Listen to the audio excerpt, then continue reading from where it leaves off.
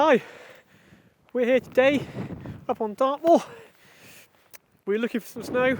Instead, we've got some very cold winds. So today, what we thought we'd pitch is the Hilleberg Soulo, the do-it-all, 4-season, one-person, freestanding tent. It's like a limpet, this thing, when it's pitched. It's amazing in high winds. It's amazing in snow. If you're into your summit camping, this is a really popular model. And at 2.4 kilos, it's a weighty tent for solo backpacking. But there's reasons behind that. So let's get it pitched. We've got a nice spot here, and then we'll go to some of the details. So first of all, I'm going to grab the pegs, pop them into my pockets here.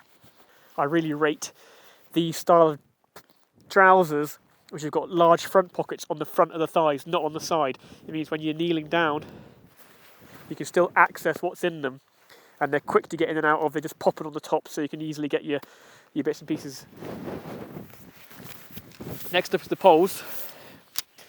We're going to put the poles together first, and then leave it to one side. The poles can't really get blown away, and once we've got the tent pitched or pegged out, we don't want to be faffing around putting the poles together. So the Soulo is part of Hilleberg's Red Label collection. That's its 4-season tents, but a step below the black label. They're a little bit lighter weight. These are slightly lighter weight fabrics in them. This tent is also available in a black label edition, which comes with a heavier weight fly sheet. This is the Red Label. It's got Curl-On 1200, so that is the fly sheet fabric. DAC 9mm poles, whereas the black label's got 10mm poles, and Curl-On 1800 fly sheet, which is heavier weight, heavier spec. Okay, so we've got the poles together. They're not going to go anywhere with the pack. I've got the tent itself packed away in such a way that I can grab one of the pegging points straight away, so we can get it pegged down and make sure the tent isn't going to just blow off in this wind. You can pull it out of the bag, pop the bag securely away, it's not going to blow anywhere, and start pegging this out.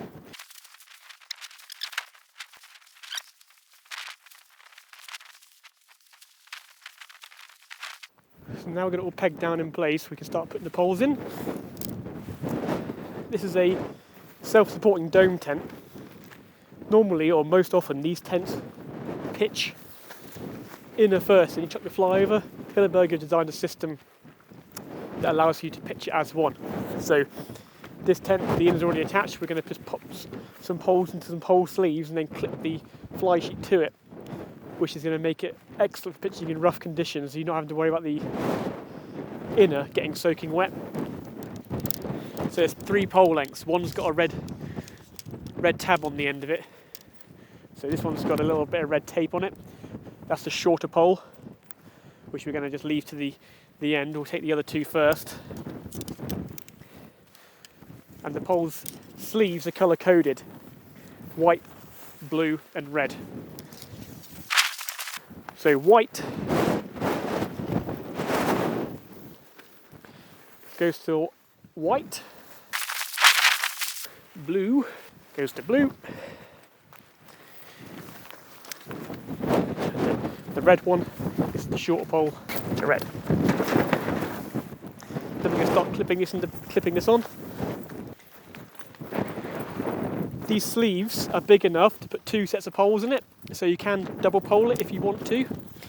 And then these clips, which you can see here, you alternate which way you clip. So if you've got 2 poles near, you clip this one, then you clip the opposite pole with the next clip up.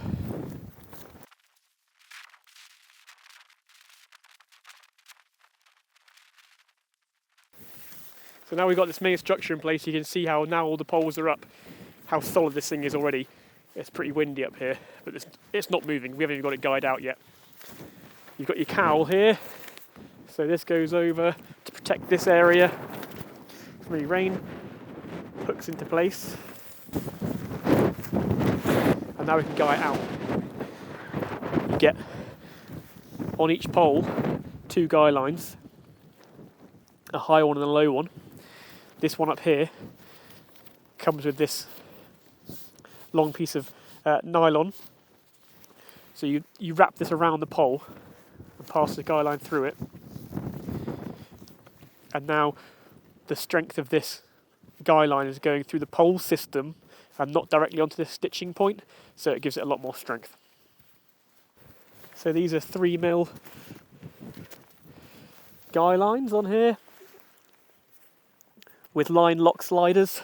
So these are really easy to do up, and you can just spread them really easily to make them longer.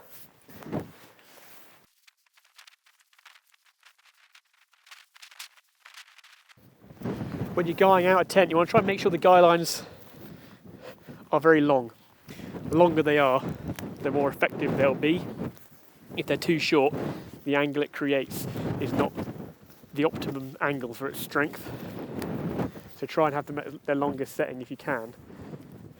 As you can see as we go around here, I'm kind of opposing these guy lines, so they're working in opposite directions. So they're not both just pulling in from this same direction, we're getting strength from both sides. So about the fabric, triple siliconized ripstop nylon. It's got silicone coating twice on the outside, once on the inside. This gives it a really high tear resistance. So this has got a tear strength of 12 kilos, which is super high for a tent of this weight. And then the Black Label Curl-On 1800, it's got a tear strength of 18 kilos, so even higher again. The other thing about that silicone coating is it makes it much more UV resistant. So it's not going to break down in the sunlight as quickly as something else. A PU coated, polyurethane coated tent, for example. It makes the tent fabric much more durable, so it's going to last you a lot longer. So they're definitely an investment, these tents. They are expensive for sure, but there's no reason why a tent like this, even used regularly, shouldn't last you 10, 15 years if it's well looked after. Right, now all the guy lines are in finally. There's a lot of them for such a small tent. We can go around and start tensioning those up. So you want to put some tension into them, but you don't want to have them super tight. So now the thing is absolutely solid. It's barely moving at all. So if we're up here summit camping and the wind's going to change direction, it's swirling around and gusting, it doesn't really matter too much which orientation you pitch this. We've pitched it so the door's facing the camera, the door's out in the wind, which is nice. So try and do that if you can. With the wind blowing as it is, it's blowing against this area in the foot box, so it's not going to impact the side of the tent at all. The other great thing about this tent is its snow loading capabilities. So because it's got all these crossing points on this tent are high up, it's difficult for snow to stay on top of the tent. It's got really good snow loading. So I'm pushing down pretty hard on that right now. Take a lot of my weight. It's not budging at all. And if you want to make it even stronger than that, you can, like I said, you can double pole it, or you can get a set of 10mm poles from the Black Label, or you could get the Black Label instead if you think you're going to be in some really extreme conditions and you want a tent like that. So what we're going to do now is we'll bring Sam a bit closer and we'll have a look at some of the inside features and talk through some of those bits and pieces with you as well.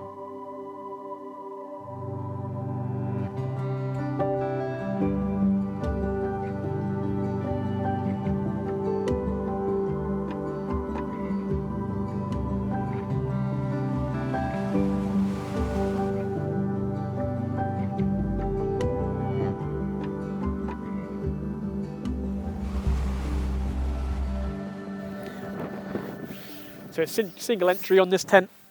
It's available in a 2-person equivalent, would be the Alac 2, would be the kind of 2-man version of this tent. That's in the Red Label. And then if you want the heavy duty 2-man version, they do something called a Stiker, which would be kind of the Black Label equivalent 2-man version of this tent.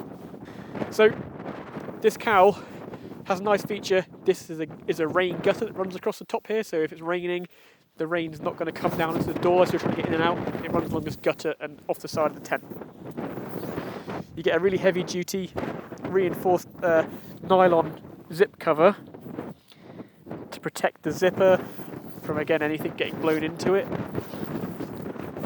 So there's enough head height for me to sit up inside this tent.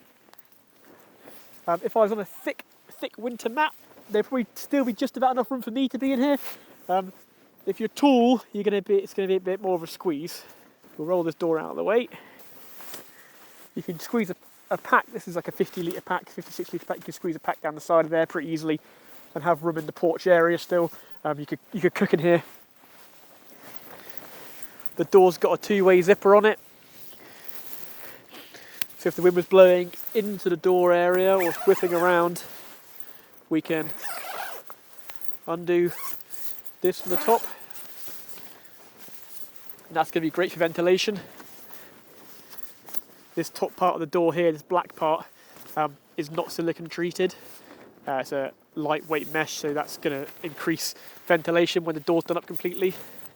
I would generally have this tent with this flap open to increase airflow across the inner tent. The reason you want to increase the airflow in here is these tents are susceptible to condensation. The kind of downside of that silicone coating on the inside is that water beads on the inside of it very well. These fabrics are super waterproof, but that means they ain't very breathable. A PU coating tends to kind of soak up the moisture a little bit better than silicone. So that's one of the downsides, is the condensation dripping on the inside of the tent, which is why you want to try and have as much airflow as possible. Being a 4-season tent, the airflow is reduced, as we can see along here and all around the outside. The fabric comes down to the ground, which you want in a 4-season tent, because that's going to stop the cold air blowing and it's going to stop snow and spindrift blowing inside the tent. In summer use, that's going to reduce that airflow a bit, so you can make sure you've got as much venting open as possible.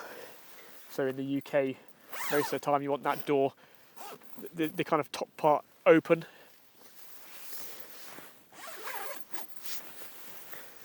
The door inside here is massive. You can roll the whole inside door back, which gives you a great sense of space inside here, because we're now utilising that entire porch. Because the porch area isn't massive, but when you have the door completely rolled back, it now feels like quite a big space in here. It's easy to get into my pack, get things in and out of it. If the door was just this half, it would make this access in this area a bit more difficult. As it is, it's quite good. Being a dome tent, you get plenty of space at the foot box and the head end of the tent. So there's plenty of room in the inner. It doesn't feel too coffin-like compared to some tunnel tents. If you compare this inner, it's a nicer place to be than on the Acto, for example. The sacrifice for that is obviously it's much heavier, so coming in at kind of 2.4 kilos as versus 1.7 for the Acto, and even that's quite heavy for a one-person tent. So you have to not worry about carrying that extra weight.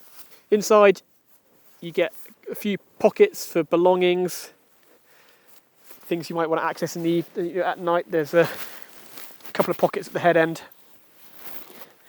and the door on this side is a combination door.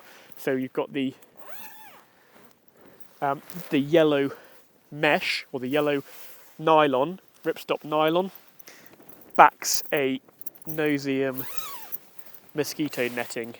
So you can have this right open here, this panel, to keep the bugs out, but keep the wind blowing through. So if you're in the Highlands in the summer period and you've got lots of midges around, then you can just have this completely open. Again, in the UK, I probably have this open most of the time to increase the airflow. If it's particularly windy and cold, you could have it half open. So you could have something like it is at the moment. That's going to stop the cold air blowing over your face and your sleeping bag while you're sleeping or while you're trying to keep warm. But it's going to increase the airflow so the hot, sweaty air can get out and be blown away, taken away by the wind. The floor on this is a 75 denier nylon, which is taped and it's got a hydrostatic head of 15,000 mil. It's a really heavy duty floor compared to other lightweight one-man backpacking tents. It's much more robust than you'll see in some of the kind of other North American tents, which might only have a 3,000mm high-tech head on the floor. What that's going to do is increase the durability. It's going to last you much longer.